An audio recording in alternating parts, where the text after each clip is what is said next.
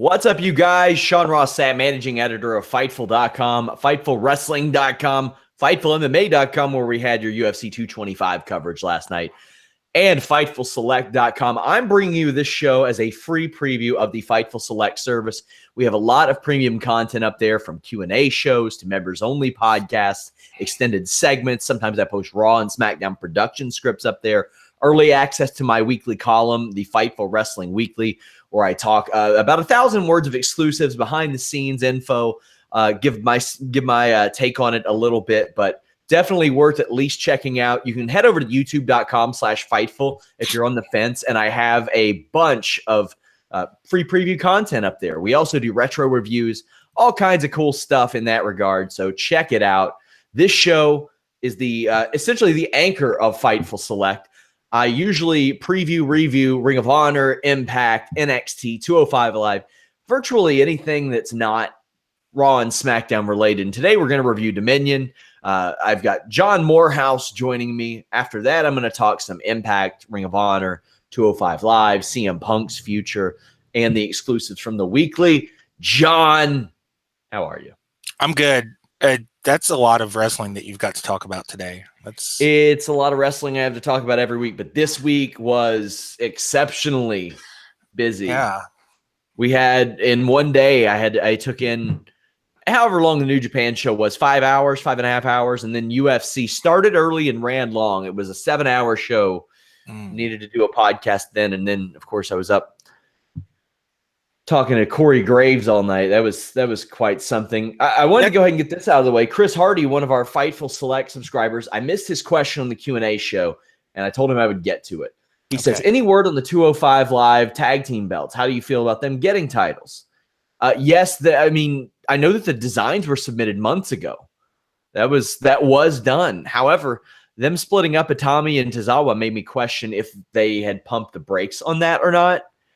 And I don't think they necessarily needed it. Maybe that would be nice. I would like to see them under tornado rules, but also it's hard for me to believe that with about a dozen wrestlers, you can have a formidable, hefty tag team division. Of course, guys, I do the Q&A show every couple of weeks. Dark match commentary. Just go over there and check out the scoops and the exclusives that we have over at FightfulSelect.com.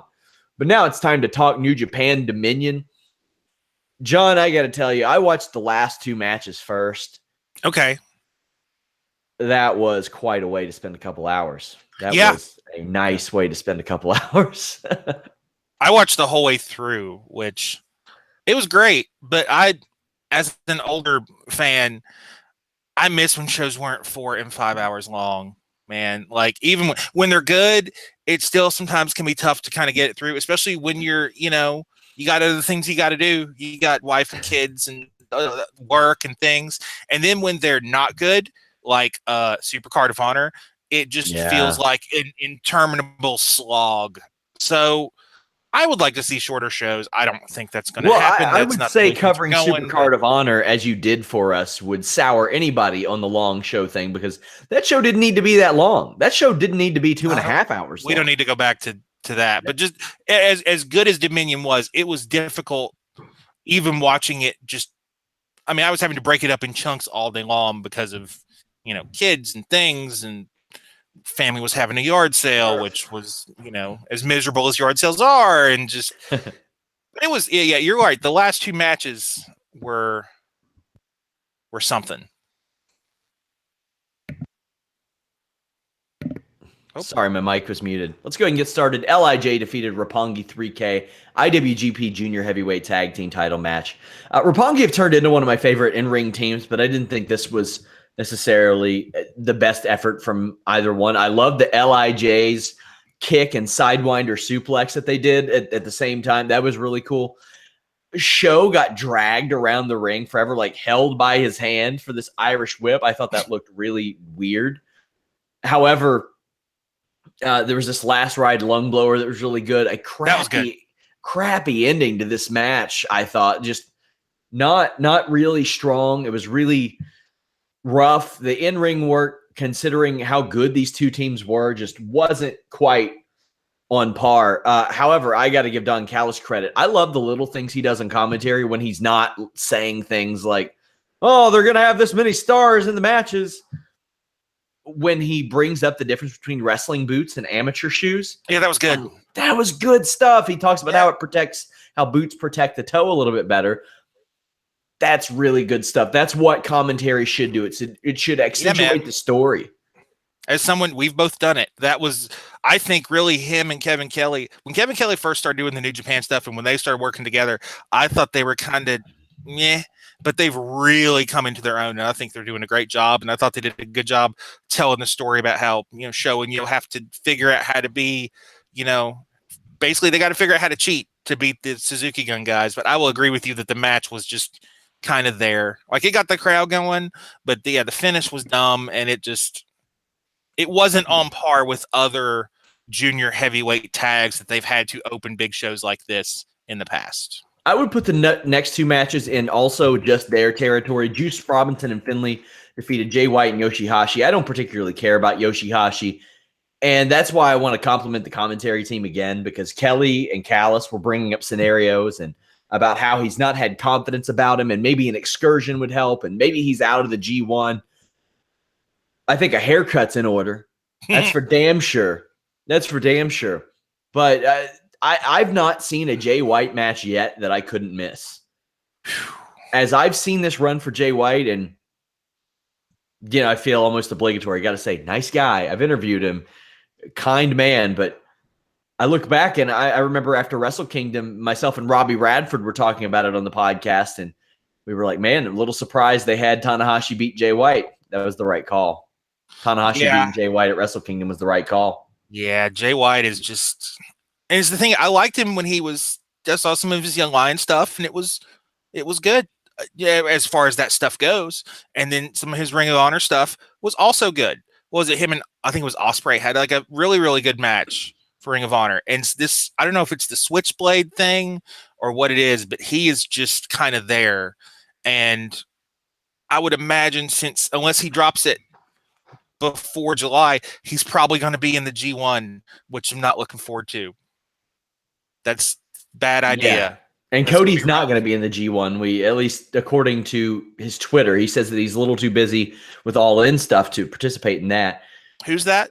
Cody. Oh, Cody. So that's a big character at the very least that's not going to be in the G1. I love that Juice Robinson got the pin. That adds a little more flavor to this U.S. title division, which has none. Finlay is happy for Juice. I wonder if there's any friction that may be caused there. But I could see Juice perhaps getting a U.S. title shot in San Francisco. That would make sense to me. Sure. He needs to win it. He does. He's a guy who really, talk about a guy who really transformed himself. He got released by WWE. He went into the dojo. Well, he wanted out of WWE. Yeah. But that doesn't happen a ton. He has just really transformed himself into this really charismatic wrestler who I really enjoy seeing. And I really like him and Finlay as a team. I hope they don't split them up, because I could totally get behind like a tag league run for them. I wouldn't mind seeing them win the tag league if he doesn't get the U.S. title. I think that could be something, because they both appear to be over. Like, why not? But yeah, Juice was the highlight of this match. My favorite thing was when he put Yoshi in the Trio O, and he did the senton onto both of them. Yeah. That was a cool spot. But other than that, this match was meh. I actually thought that the third match was kind of fun, just because I like Zack Sabre as just this evil stretching submission guy that they've built. And the post match with Suzuki and Ishii trying to murder each other was just great. Yeah, that was the most enjoyable thing about the first three matches, in my estimation. I think Juice winning the U.S. title in San Francisco would be a good move, and it's quite the story as well. And you see what, especially he, Cody, Sami Callihan, all people that I'll talk about on this podcast, they asked out. They wanted away from WWE because they knew that they could make themselves something more, and all three have. Regardless of what a lot of people think of Sami Callihan, he's done it. He's become a very good character outside of WWE. Suzuki-gun defeated Chaos in a night of special matches. Again, this wasn't special to me, but I did like the follow-up. Yeah. I love the Suzuki-Ishii interactions. Even some of the comic relief that Yano adds. It's just the match wasn't necessarily that great to me. I do like Zack Sabre. I can appreciate his wrestling ability, but This was okay. I like the finish. I like that the way he countered the low blow and transitioned it into that submission move. I'd not seen that before.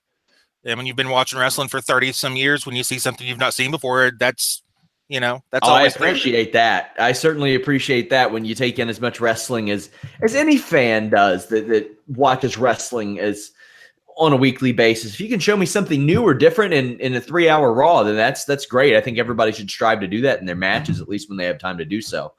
And that's what I think kind of is the appeal of Sabre is he is something different. There's nobody else really doing things like that in New Japan with his character, for lack of a better term. Man, Michael Elgin, Taichi, Hiroki Goto, they went at it. It was good.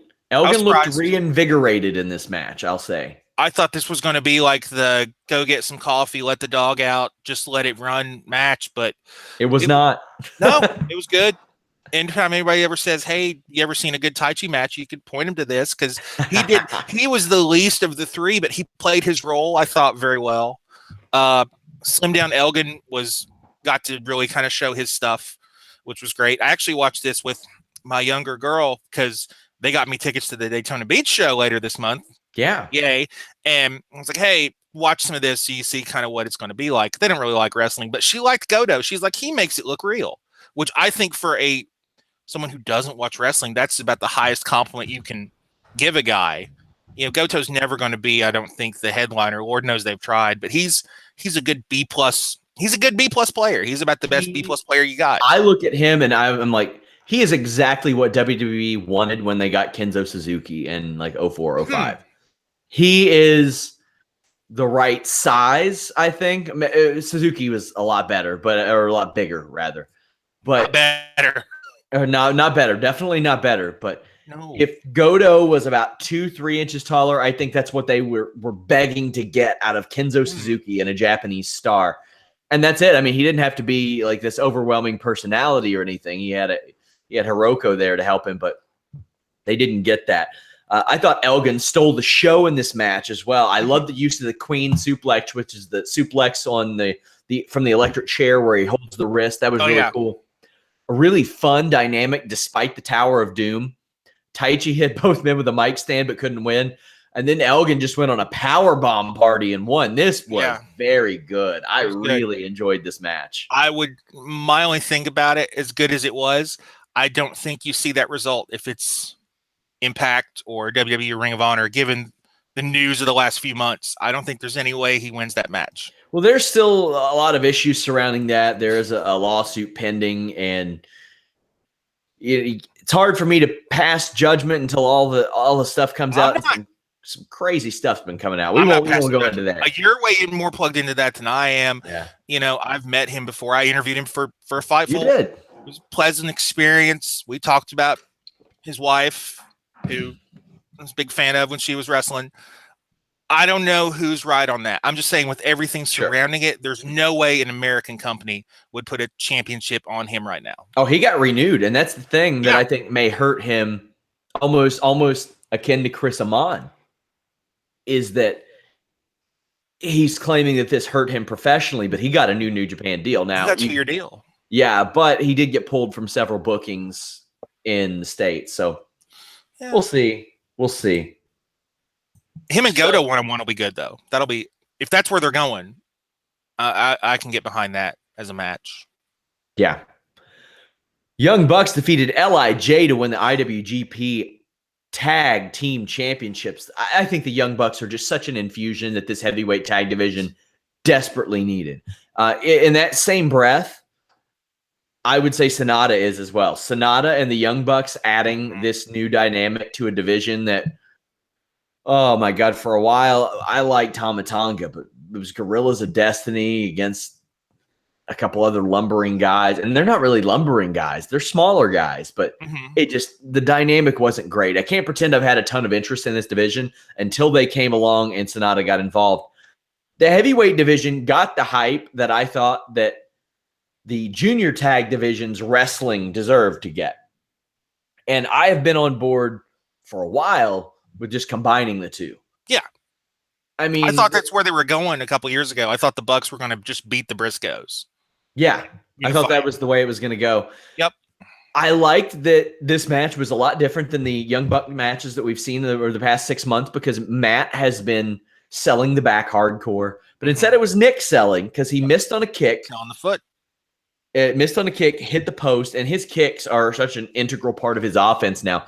And they're real good. As a guy who taught kickboxing and breaks down MMA all the time, Nick Jackson has some real good kicks, especially in pro wrestling. Really, really excellent. Nick's injury prevents a Meltzer driver, and they get hit with their own indie taker. They end up winning with more bang for your buck.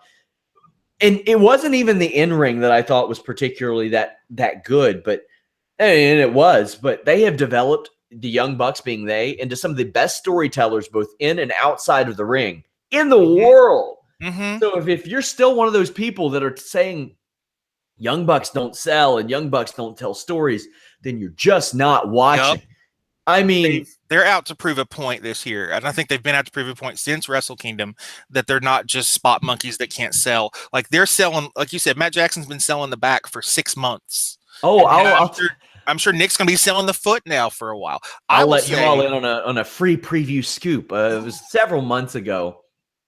I did a show with Vince Russo that never saw the light of day for Fightful Select. It's still just sitting on there. But when I talked to him, you would expect him to be one of the guys that trashes the Young Bucks. And he was like, anybody who says that they don't sell, do not watch them because they sell more than anybody in wrestling. And I was like, man, I didn't expect that one. Did not expect that one. So they've even gained the favor of some doubters, so to speak. So I will say that's good stuff. This is my day. It's not a hot take because we're the day after. Lukewarm take? Room temperature take? Stagnant water take? Tepid water take. This is my tepid water take on Dominion. This was the second best match of the show. Really? In my opinion. Yes. In my opinion, this was the second best match of the show because it's something we'd never seen. I don't think we'd ever seen these guys. It was a good chance for Sonata to kind of showcase what he can do. He seemed to fly around a little more than he usually does because he was able to. You had the long-term injury with Matt with the back. You had Nick selling the foot. They did it consistently. It played into everything. There were some good false finishes. When he hit the indie taker, when they hit the indie taker, which the camera basically missed, but whatever. When they hit that, I thought that watching it was over. It was real good false finishes. Could have seen either team winning it. I'm also a big tag team wrestling guy. It was my favorite tag team match I've seen this year. It's my favorite tag team match I can remember from the last few years, probably. It was the second best match, and it's one of those that nobody's going to really think because what happened in the last 2 or 3 matches is going to overshadow it. Yeah. When we get to the end of the year, people aren't going to be talking about this match, but this was really, really, really good. And to me, my personal opinion, which counts for nothing, second best match of the night.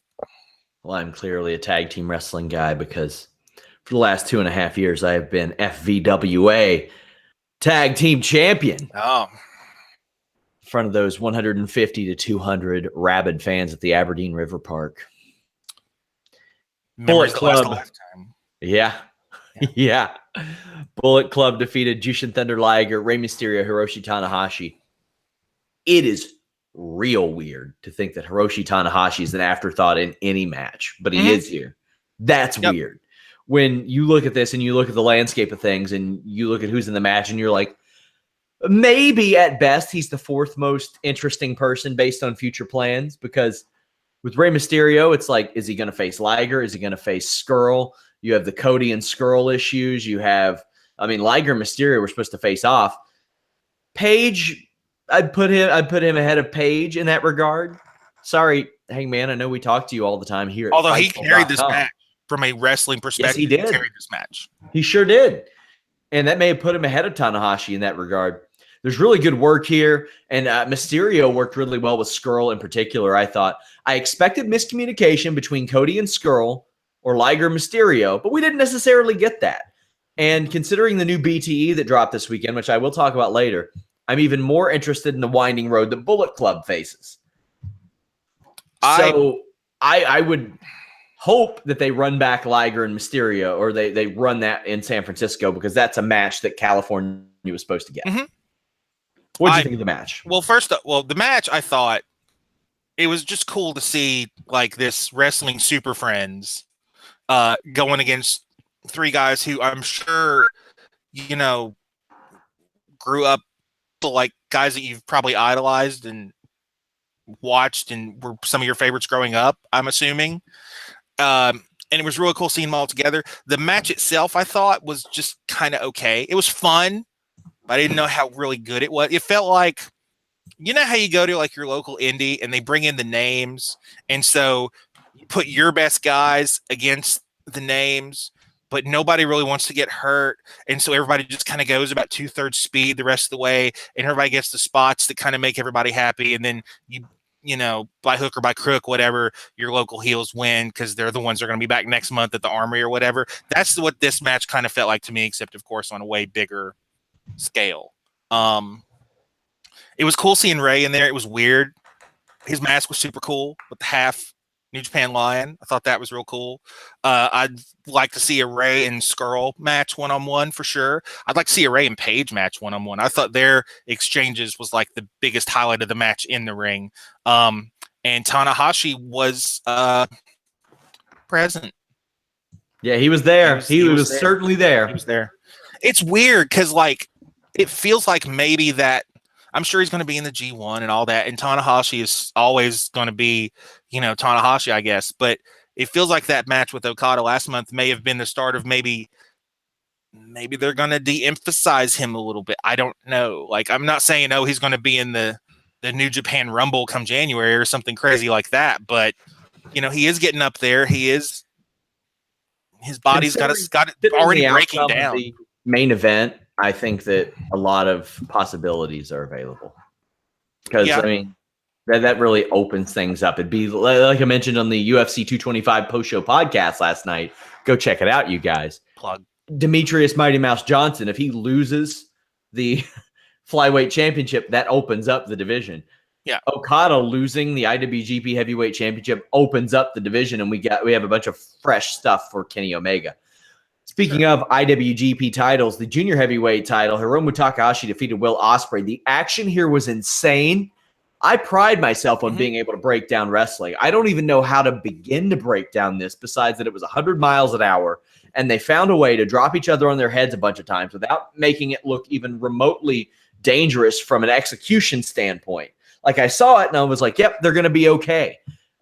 Takahashi threw one of the rare shotgun drop kicks I liked. The crowd was going nuts for him. The velocity and power on every move they delivered was at 100. They saw this. They looked at the landscape of what was following them and what was going on after that. And they said, all right, let's do this. This match ruled. If they were actually destroying each other like it looked like they were doing, there's no way they could have kept up this pace. There's no way they could have kept up this match the way that it went. This was really, really great. What did you think, John? It was real good. It was like, I feel like this is it's a very polarizing style. Yeah. You either love it or you hate it.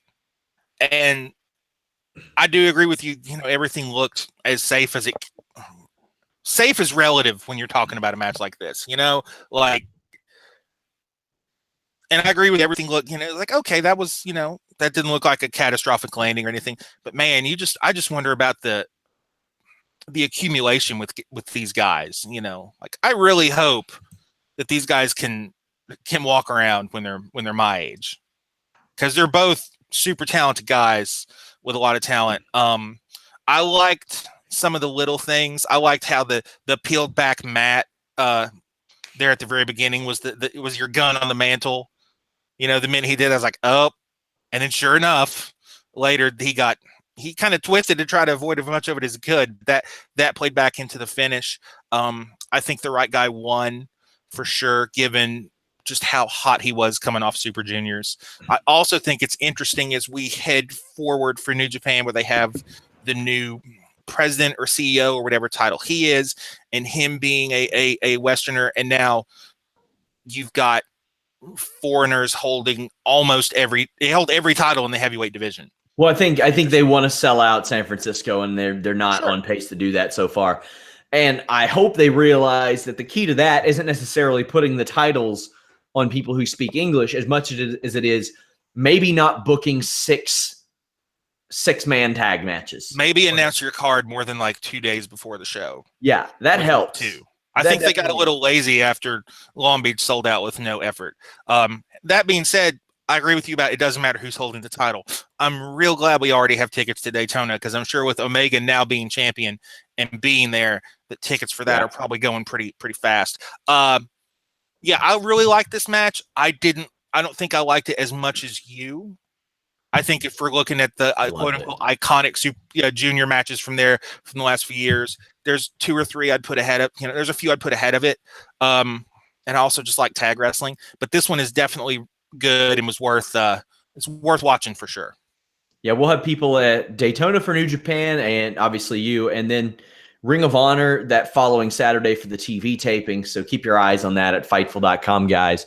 We're hitting you with dem exclusives all the time. Go over to FightfulWrestling.com, click that exclusives tab. IWGP Intercontinental Championship. Chris Jericho defeated Tetsuya Naito to win the title. So we are getting more Jericho in New Japan. Yeah, for a while, I think, because they were kind of set up him and Evil already. And kind of feels like it's been a hell of a run for Chris Jericho. In the ring, outside of the ring. Maybe he'll be in San Francisco. I don't know. I haven't looked at his schedule. Jericho attacked Naito outside the ring, then powerbombed him through a table at ringside. I just want to say those New Japan tables are the wave. I love them. They are great. I guarantee I don't ever want to go through them. I don't think the wrestlers think they're great because they look like they hurt a lot. Well, let me tell you, I'm not one of those wrestlers. You're not, so we can enjoy the pain. Yes, we can. Jericho, he really kicks Naito's ass. And I can't even really tell the story of his beating. He hits a DDT on the table, busts Naito open. And Jericho was getting Y2J chants and Jericho chants early on. It was weird. It was like the polar opposite maybe of what they were going for, I think. Because like you said, when Naito started his comeback, fans started booing. And it's like, I feel like that might have backfired a little bit, but the fans were kind of cheering and booing both of them schizophrenically. They were just cheering stuff they liked. No matter who did it, they were cheering for things and not guys. I was so happy to see a double underhook backbreaker from Jericho. He hit the lion salt and a lion tamer. Naito snaps and spears Jericho twice, going on this offensive. He was getting booed before that burst, and I love Jericho's audible sell when he hit the barricade. That was very funny. Naito picks up a shard of the table like it's Saturday Night Slam Masters and cracks Jericho with it. Naito's cut under his eye. I want to give Callis credit again. He mentions that the cut under his eye is better than one over his eye because if so, you'll bleed down in your own eye. Sure. Naito kind of starts to heal a little bit. Then the crowd gets behind him, which I thought was funny. Jericho countered the top rope Rana into a lion tamer. Audience is eating this up. Jericho looks kind of goofy waiting on Naito, waiting to jump off of the turnbuckles, but eats a tornado DDT. Naito working out of the walls of Jericho had the crowd on his side too. This has just been a roller coaster for this audience. There was even this period where Jericho saved this Destino botch with a pin, and they couldn't get on the same page and just start beating the shit out of each other. And it was real good. Yeah. I love it when you get two veterans like this and they can't botching stuff, and they're just like, let's just start hitting each other. It's okay. It doesn't work. Let's hit each other and hit each other. That slap by Naito was so gross and fantastic, and just it worked. It worked. I liked it. Finally, Destino hits, and all said, if you hadn't watched so much wrestling and knew it was a botch, you probably wouldn't know. New Japan completely misses Jericho get a 2 count off of a great code breaker. Gloria hit real hard after the knees up on the lion salt. This match was just taking me on a ride. Jericho avoids Destino by pushing the ref, kicks Naito in the balls. I mean, right in the penis. and pins him with a code breaker. I loved this match. Afterwards, Evil makes the save when Jericho was attacking Naito. What did you think, John? I thought this match was almost in a way more of a spectacle than the junior match in a different way, just because you don't see. I like stuff that's different. Like there's certain styles that I like, but give me stuff I'm not expecting. Give me stuff that I've not seen. And this was a brawl out of, you could have taken this and put it in like the Mid-South Coliseum in 1983 and Memphis fans would have been eating it up. Or you could have put this in Dallas Sportatorium and told them it's Chris Irvine Von Erich against Freebird Tetsu Naito, and they'd have eaten it up. It was that kind of just crazy, heated brawl that you just don't see a lot anymore in wrestling, and I thought that was really refreshing. I was very surprised at the result, just because it just came out of nowhere. I think it's big for New Japan. It's big for wrestling in general as far as just buzz and news and all of that. I love the fact that they were kind of screwing stuff up, but they just found a way to work around it and we're just going to beat the shit out of each other. That's fine. And I think it's going to be a minute, I think, before he drops this belt. They're already kind of setting it up like, Jericho and Evil. He beats Evil. Maybe they go Jericho and Sanada. Kind of work his way back around to Naito. But I wanted to say some things about Jericho because I feel like this run, whenever he finally decides to stop wrestling and we take a look back,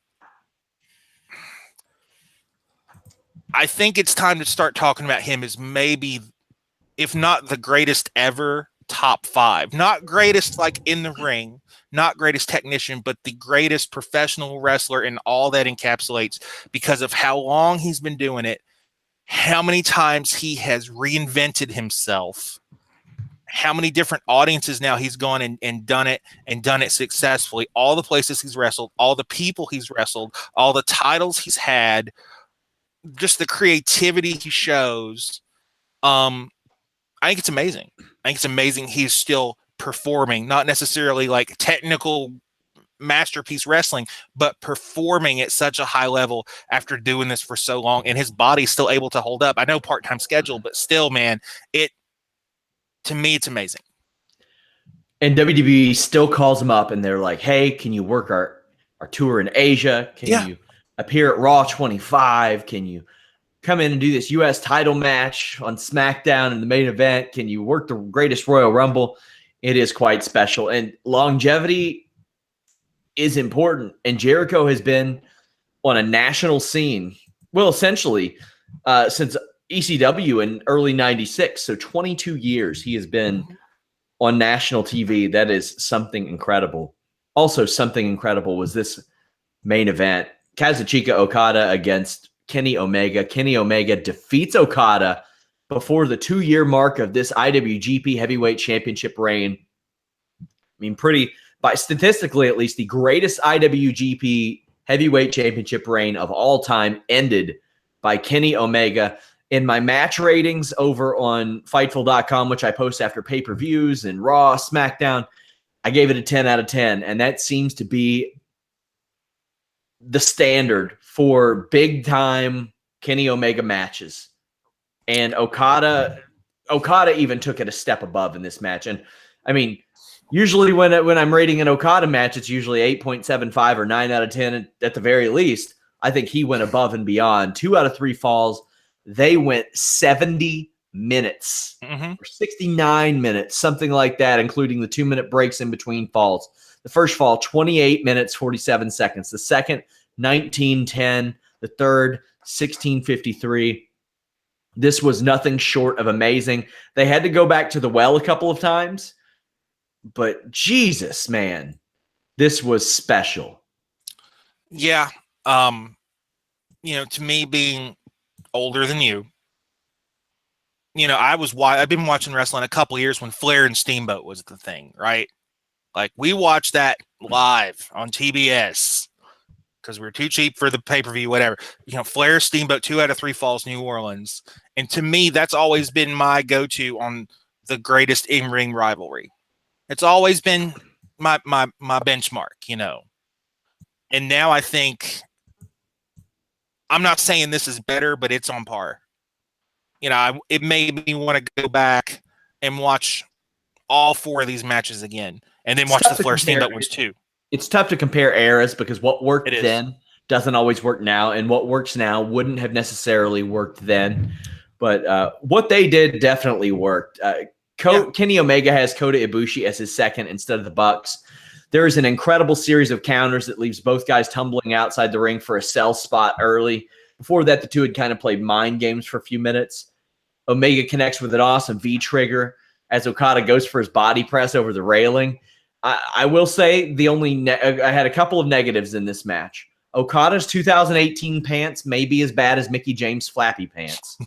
They're terrible. They're horrible. I don't know where he got them, but he needs to send them back. They're miserable. Also, a couple of times when Kenny Omega had his shoulders pinned on the mat, Okada picked him up and tried to do moves. Now, with his percentage of finishing people with the Rainmaker, I can give that a little more leeway. Also, far be it from me to tell Okada how to wrestle, but I went into this match expecting over an hour, almost like I expected Showtime Pettis and Ben Henderson in their last title fight to go 5 rounds, and it didn't go 5 rounds. So I also was very open to these two guys from a storytelling perspective to possibly swerve everybody. I wondered about that. I thought the first fall was going to be like a super quick little sprint, and then they go long. Yeah. I mean, it's New Japan. You know the main event's going to be long. It's just how it is. It's what you've come to expect.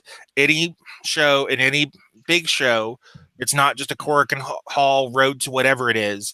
The main event's going to be 30-plus minutes. It's just how it is. Personally, I would change that up from time to time, but whatever. I'm not going to tell Gato how to do things. I don't guess things are going well for him. Yes, they are. It was everything I think everybody expected and more. My big thing coming out of it, and I was talking to a friend about this today, is I'm not sure what you do with Okada now. Does it take some time off? I mean, you can do a lot of things with him. He's still the man. But he is, but I just wonder where he goes from here, because there's no clear path. That's part of what makes it exciting. But like, I can't see him going after Jericho. I can't see him getting like a tag partner and challenging the Bucks. I just wonder where does he maybe take some time off, which I doubt, because I would imagine he's going to be in the G1. So I mean, he's their ace, and he's 30 years old. So for the next decade, he's still going to be that guy. Ultimately, he's never held the Intercontinental title, and the story of Okada has been he loves to do things that he's never done before. True. And that is something. I mean, we've seen the IC title become, at least at one point, almost on par with the heavyweight title, at least within storylines. So that's something I'm very excited to see. Red Shoes is still a terrible ref. I can't stand this guy's reffing. Is he worse than Sinclair? That's tough. I would actually take Sinclair, I think. Neither of them are anywhere near as bad as Nick Patrick was. That guy was the most miserable, dirt worst ref. Omega springboards all the way over the barricade and gets a body press. Okada hits a tombstone on the apron and launches Omega outside with a sliding drop kick that I can only compare to when that little person wrestler got drop kicked off the apron. The famous meme where he goes set flying. That was Kenny Omega. I love that spot. And this was Okada going into Omega territory. I always mention in my reviews how Omega does something a little different, whether it's a sell or a move or just switches it up. Okada doesn't necessarily do that all the time, but he did, and it was mostly on the offensive end, not the selling end, but it was still good. And as good as his standing dropkick is, his missile dropkick might be better. Omega gains a burst of offense, can't hit the one-winged angel. He transitions into the V-trigger and a German suplex instead of that, and the crowd bought it as a finish. They are cooking with fire. Okada hits 2 drop kicks and scores the old Bulldog SummerSlam 92 pin on Okada, gets that first win. What I liked about that pin is he went back to it later in the match, and because he had pinned Omega with it, the crowd was ready. They thought they bought it, and I bought it. Yeah. I was like, oh man, they're going to go 2-0. It's going to be some big story within Omega's head, all that stuff. It's going to be really good. It didn't end up happening.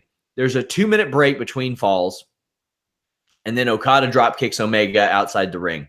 Draping DDT.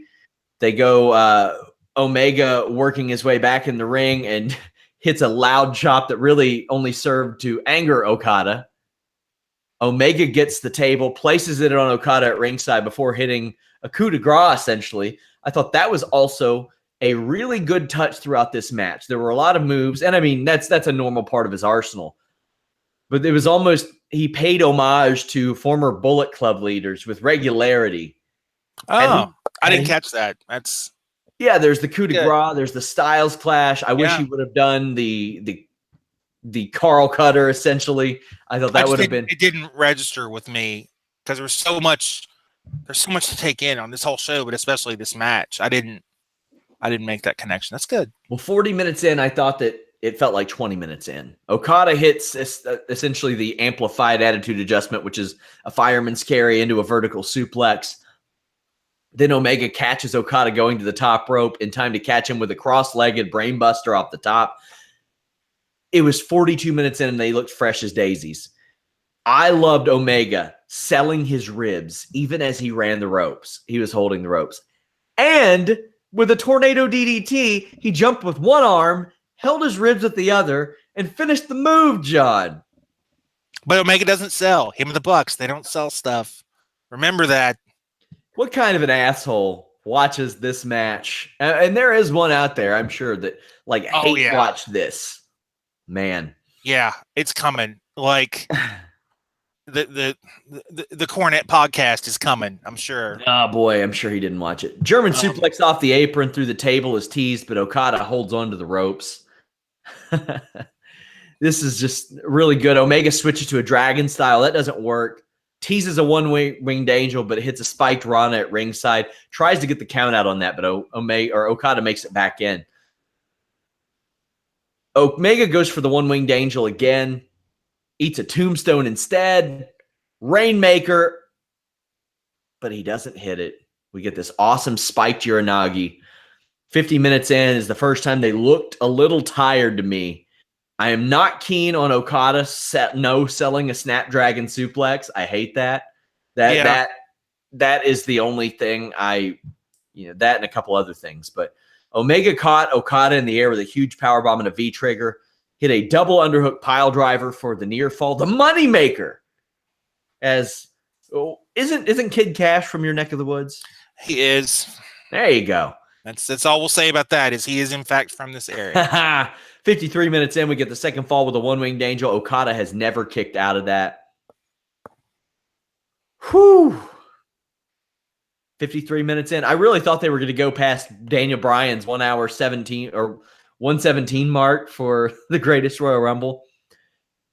But it was just incredible. This third fall, Omega eats a Rainmaker, and there's this happy accident where Okada sends Omega around so far that Omega kicks him in the back of the head. That was the coolest Rainmaker spot I've ever seen in my life, John. That ruled. There's so much. Great. I mean, I think you're hitting pretty much all the points. I think, man, it's just this match honestly left me just kind of flabbergasted, and wrestling doesn't do that anymore. There's usually something I can say or point out or something, but dude busters, V triggers. Nobody makes those V triggers sound more deadly. Oh yeah. Okada plays up the exhaustion, couldn't get the Rainmaker. It was really, really good. They're trading strikes without much on them. A Rainmaker lands. He retains wrist control. But I loved when Okada tried to hit one, and he just had so little in the gas tank that it hurt him more than it hurt Omega. Then finally he gets one, and he folds up Omega with it, and Red Shoes is like, look, he's pinned, like telling Okada to pin him. That son of a bitch. Finally, a big drop kick lands, and Okada picks up the flattened opponent. He is rewarded with a one-winged angel that was really close to being botched. But these guys are so goddamn good that with momentum and exhaustion and everything against them, they find a way to make it work. And essentially it's an electric chair bomb. Yeah. Where he didn't hook the head. A V-trigger that hits so hard, it almost takes out the ringside cameraman in one of the all-time great camera shots in the history of pro wrestling. It makes up for all the missed camera shots early, the couple of missed ones earlier. It was outstanding. Kenny Omega wins the IWGP Heavyweight Championship with the one-winged angel. The Young Bucks come out, embrace Ibushi and Omega. Holy crap. That was incredible, John. I don't know where I saw it. Somebody on Twitter said they liked the end because it was like the Bucks came out and it was like the kids making up with the dad who'd been misbehaving, and then they accepted their new stepdad Ibushi. So did you watch Being the Elite yet? No. So on Being the Elite, the Young Bucks present Kenny Omega and Ibushi. Well, they open the box. I have seen the Golden Elite shirt, right? Is that the box? That's what that was. That's in the box. But there's even more to this. My God, these guys can tell a hell of a story. Because the end is Cody Rhodes going to the hotel room where they all are, and he wants to knock on the door. And we see Cody Rhodes come to the ramp after this match, and he's got a weight belt, and it says cleaner on it. So he's trying to make amends with Kenny Omega. And I want to say, Young Bucks, you're very, very smart. I see what you do dropping your shows on Monday, except for the night that CM Punk fights. Then you drop it on a Saturday. Very savvy. The way that these guys are able to take stories, manipulate them into canon on Ring of Honor, New Japan, indie dates, is nothing short of magnificent. And they found a way to make a match in which some will call the greatest match in wrestling history. Some, I'm not going to say I will. And they made it even more interesting because of a web series is nothing short of masterful. And I look forward to watching Being the Elite every single week. There are a few things that as soon as they drop, bam, I'm on. You drop everything and go. I go and I watch that. No matter what's going on, save something major. John, let the people know where they can follow you on Twitter before we wrap up your work here. John_Morehouse, MOOREHOUSE. And I write the occasional burst of typing for you and other people and just kind of what's going on. I am disappointed to hear Cody's not going to be in the G1, though, because I thought maybe that's where they were going.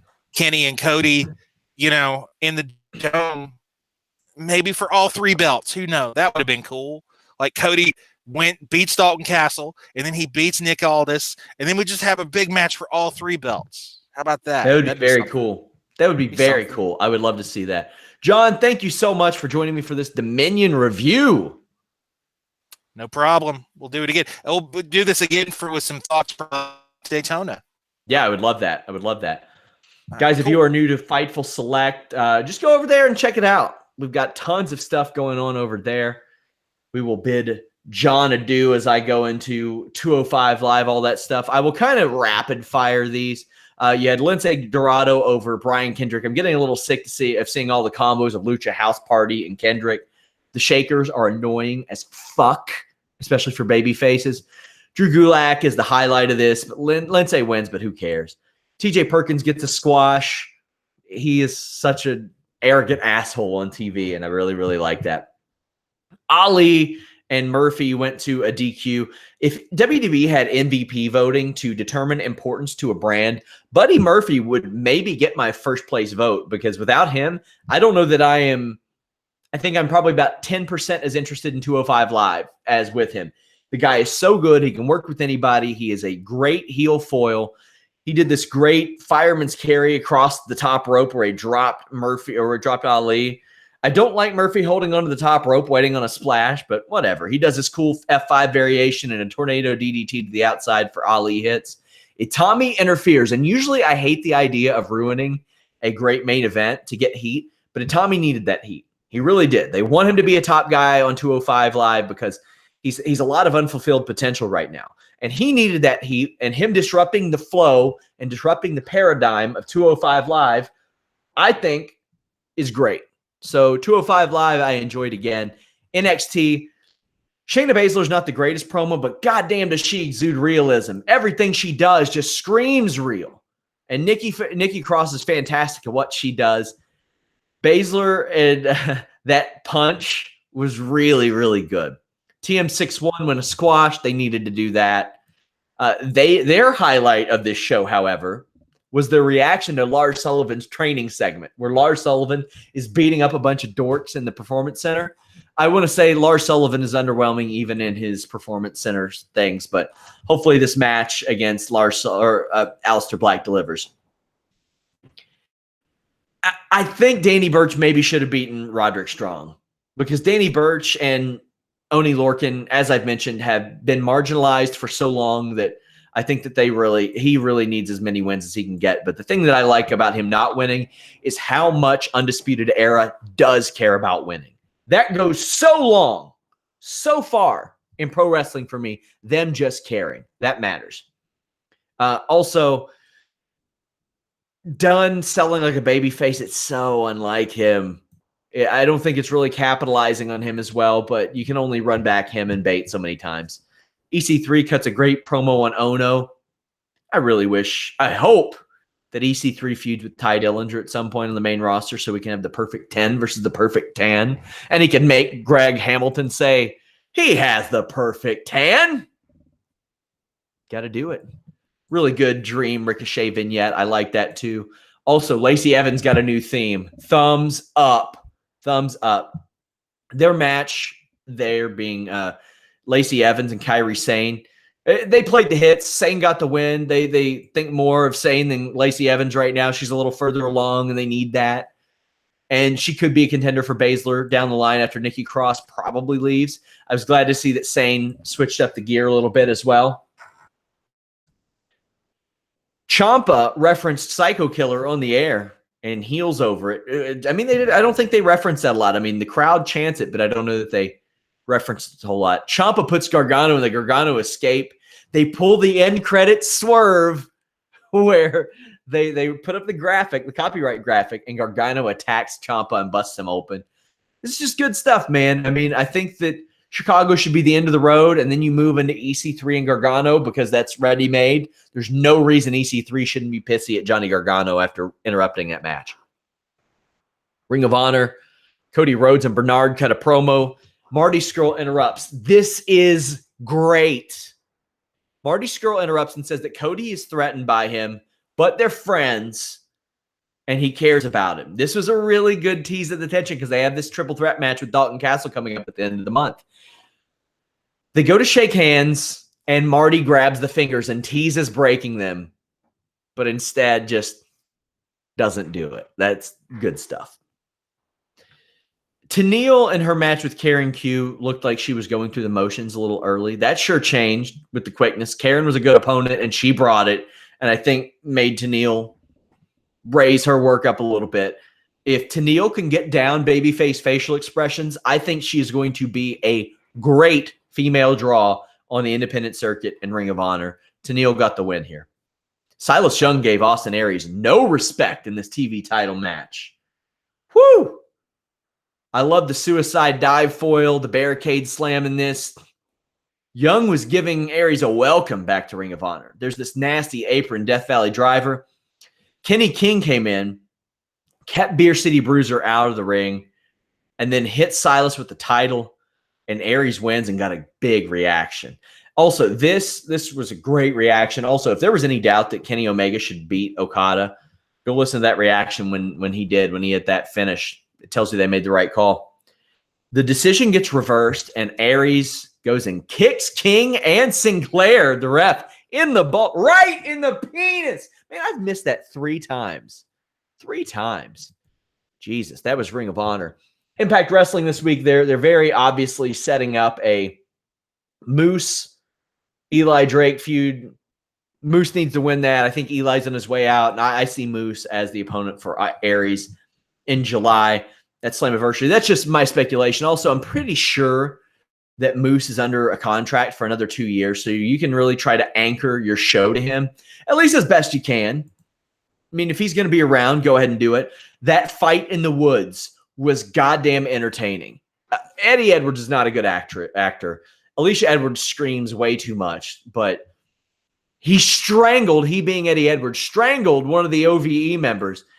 And it was just so cheesy and corny. And it wasn't as over-the-top entertaining as the broken stuff, but I'm glad they've stuck with it. We have an exclusive up on Sami Callihan on the site right now, FightfulWrestling.com. But I can appreciate what they're doing. I like it. It was funny. I found myself laughing through the whole thing, and I was entertained through the whole thing. I wasn't laughing at it. I was laughing with it. Tommy Dreamer and Alicia Edwards show up and try to keep Eddie from doing this. If I were Impact, I would have really tried to get Davey. I would have really tried to get Davey Richards in for this, just this one appearance, say, do us a favor. I think it would really accentuate the story. But then you can't have Eddie attack Davey either. So maybe not, but that was Impact. You had a couple of X Division matches on there as well. I think they're going a little – they went from one end of the spectrum to the other. I think they need to slow it down on some of the X Division guys. You got Brian Cage, you're pushing really hard. Now you have an X Division team as a tag team champion. So the ring work is definitely faster paced, and they're building the Brian Cage deal, and I think he'll run through Matt Sydal. I think they'll have a good match, but I mean, it's clear they want Cage to be that champion, to be that guy. Let's talk about the Fightful Wrestling Weekly really quickly. It publishes every Friday, 6 a.m. Our friends over at Pro Wrestling Unlimited do a great wrap-up on that, and of course, I talk about it every week on FightfulSelect.com, so you'll get a little bit of exclusive info at Fightful Select, of course. But check out our friends at Pro Wrestling Unlimited. They are great people. I messaged Matt Riddle about that insane Doomsday Destroyer he did, which was a Canadian destroyer while jumping, while the opponent was essentially in a Doomsday device. It was incredible. He said, obviously, he didn't practice it. And he goes, how do you practice that? And I was just like, have an opponent willing to die. That's about it.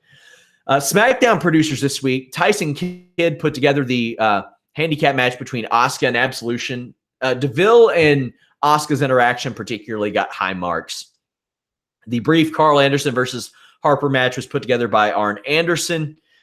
So that was, I mean, that made a lot of sense. Mike Rotundo put together the tag team match between Jimmy Uso and Naomi against Lana and Aiden English.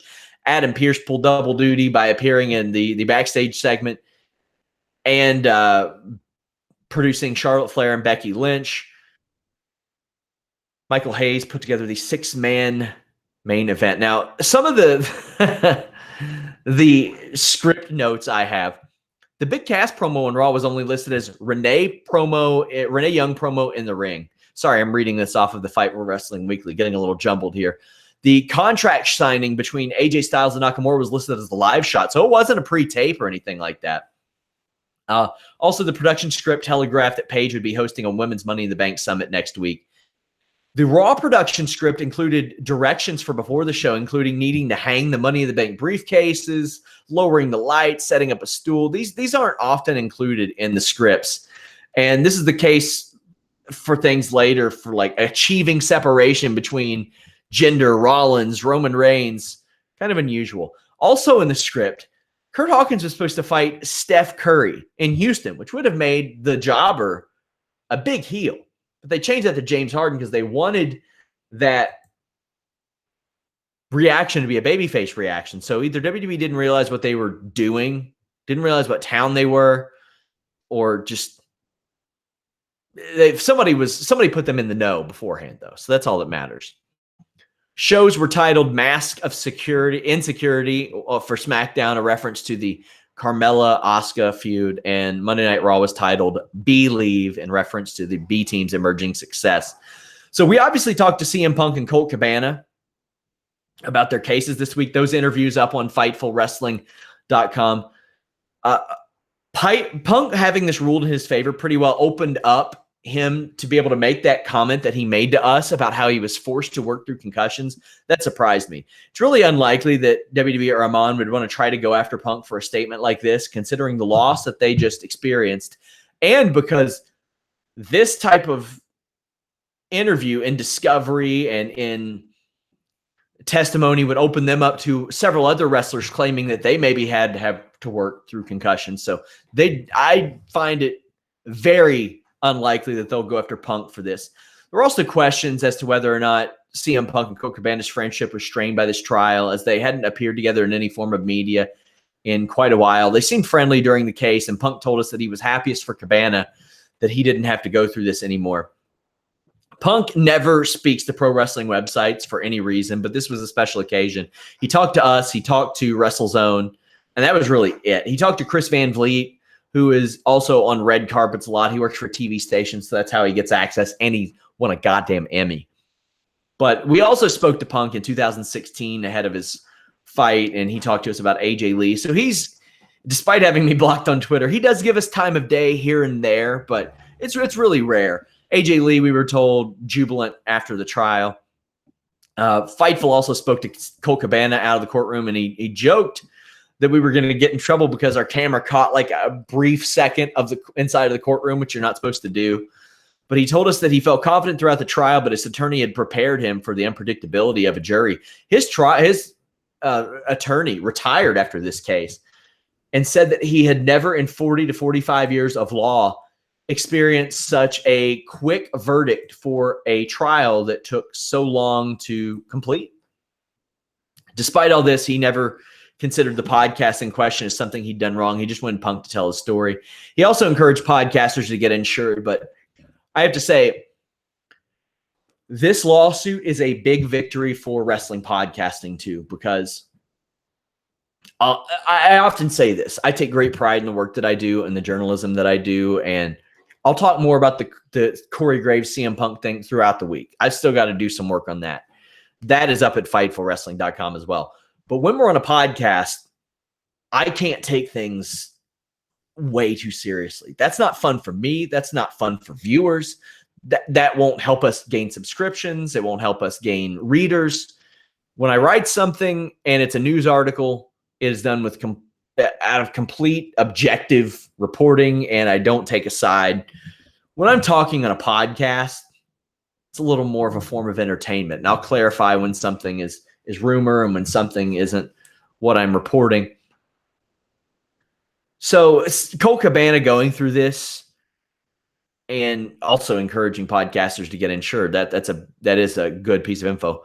It is a big win for podcasters. There's a little more freedom. Now, I don't think anybody should be defamed and just completely shit on for no reason. But as it turns out, CM Punk and Colt Cabana were in the right in this situation. And I don't think there was any question that Colt Cabana, at the very least, was in the right. CM Punk got his ass whipped real bad, looked really terrible in the UFC last night. Seems in high spirits today.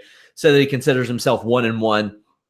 Corey Graves went at him on Twitter. Again, you can read all that. We had an exclusive. We talked to Corey Graves, which is very rare. Our Fightful Wrestling Weekly is going to likely be completely devoted to that story and some of the weird stuff behind what the WWE and journalism. But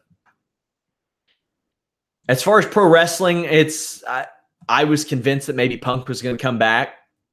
Not so convinced now. Not after this week, not after this reception, the polarizing reactions, and a lot of the things that went on because of that. I don't know, man. Hard for me to believe that he comes back, at least anytime soon.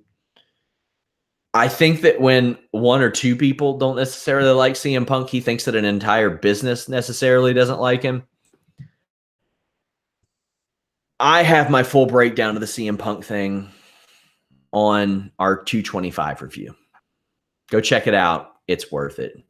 I want to thank you guys for joining me. I do one of these free previews about once a month, and I want to thank my subscribers at FightfulSelect.com for allowing that, because if they put the kibosh on it, I wouldn't do it. Ultimately, this is for subscribers. So please at least go out and check out FightfulSelect.com. Just take a glance at what we have to offer. We have multiple tiers. Maybe there's something in a lower tier that you want, and you don't have to get the higher tier. Just check it out. We have everything from like very basic tiers all the way up to sponsor tiers where you can get a plug on our podcast every show for 6 months, be flown out to Toronto to do a show with us, and get the famed laser engraved guitar.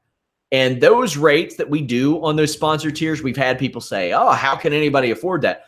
I have had people inquire about those because the rate that you get for a plug on this show is significantly lower based on that subscription, that one-time subscription essentially, than it is if you were to buy a block for that amount of time. Thank you guys so much. If you are watching on YouTube, somebody says, how's that gi? They're sponsored for our non-Fightful Select shows this month. But yeah, omgi.com, use the code FightfulMMA.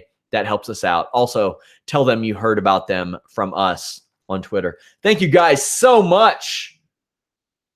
Until next time, guys, we are out. Subscribe to FightfulSelect.com.